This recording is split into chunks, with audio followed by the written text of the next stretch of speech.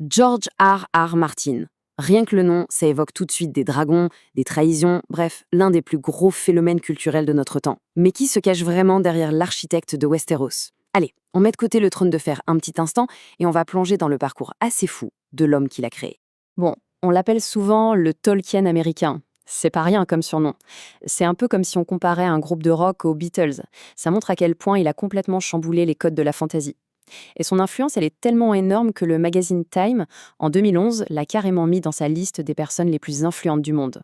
Mais attention, hein, son histoire, c'est pas du tout une success story sortie de nulle part. Non, non, c'est le résultat d'une carrière de 40 ans, avec des galères, des réussites et des virages assez inattendus.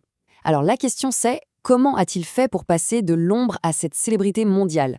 Pour comprendre ça, il faut remonter le temps. Alors, on rembobine, loin, loin avant les 7 couronnes.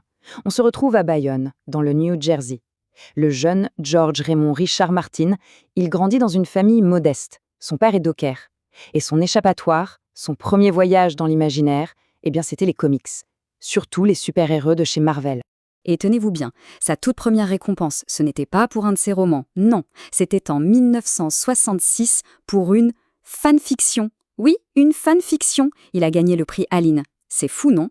Ça montre bien qu'avant même de devenir le créateur qu'on connaît, c'était avant tout un fan, un vrai passionné, complètement immergé dans cette culture. Ce qui est super important de comprendre, c'est que bien avant que le grand public entende parler de lui, Martin, c'était déjà une superstar, mais dans le monde de la science-fiction. Pour situer, les prix Hugo ou Nebula, c'est un peu les Oscars ou les Césars du genre. Et lui, en 1980, il fait le triplé. Hugo, Nebula, Locus, tout d'un coup. C'était déjà un poids lourd, bien avant que son nom devienne connu de tous. Et forcément, avec un tel succès, au milieu des années 80, Hollywood finit par frapper à sa porte. C'est un tout nouveau monde pour lui. Un nouveau défi. Imaginez, passer de la solitude de l'écriture à l'agitation d'une salle de scénaristes à Los Angeles. Et attention, il n'y va pas pour faire de la figuration, il se retrouve scénariste sur le retour de la 5e dimension et même producteur sur la série culte La Belle et la Bête. Là, il montre qu'il est un conteur incroyable qui sait s'adapter et passer de la page à l'écran sans aucun problème. Là, on pourrait se dire que c'est le jackpot, un auteur à succès qui cartonne à la télé, le rêve quoi. Alors, pourquoi est-ce qu'au top de sa nouvelle carrière, il décide de tout lâcher pour recommencer autre chose? Eh bien, la réponse, elle nous emmène directement à Westeros. C'est là que ça coince. À la télé, son imagination se sentait à l'étroit, comme dans une cage. Tout était trop cher, trop compliqué, trop long. Chaque grande idée se fracassait contre le mur du budget et de la production. Alors que dans un roman, eh bien, il n'y a pas de limite de budget. Et c'est ce besoin viscéral de liberté créative qui va tout déclencher. L'idée un peu folle germe. Écrire une histoire tellement énorme, tellement gigantesque qu'elle serait impossible à filmer. Et c'est comme ça qu'au début des années 90, il fait son grand retour à ses premières amours, le roman. Et là, il se lance dans un projet qui ne va pas seulement marquer sa carrière, mais qui va carrément redéfinir la fantaisie telle qu'on la connaissait. Alors qu'est-ce qui rend cette saga si différente, si révolutionnaire? C'est son ADN. Martin a toujours dit s'être beaucoup inspiré d'un auteur français, Maurice Druon, et de sa fresque historique Les Rois maudits.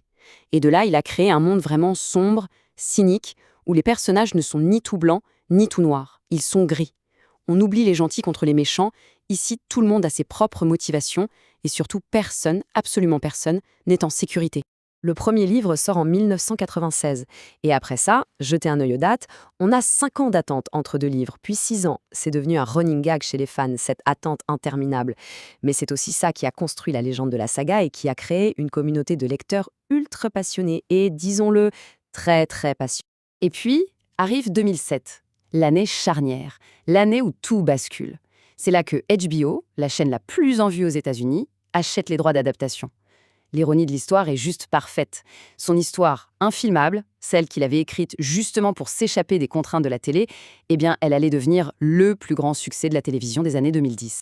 Aujourd'hui, George R. Martin, c'est bien plus qu'un auteur de livres. Son influence a explosé. Elle va bien au-delà des pages. Il est devenu un acteur incontournable de toute l'industrie du divertissement. Et son terrain de jeu ne fait que s'agrandir. Il continue de piloter la série de romans Wild Cards.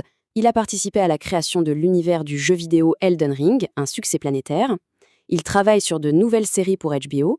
Il est même propriétaire d'un cinéma à Santa Fe qu'il a entièrement retapé. Bref, cet homme est absolument partout. Mais le plus fou dans tout ça, le petit détail qui en dit tellement sur le personnage, c'est son ordinateur.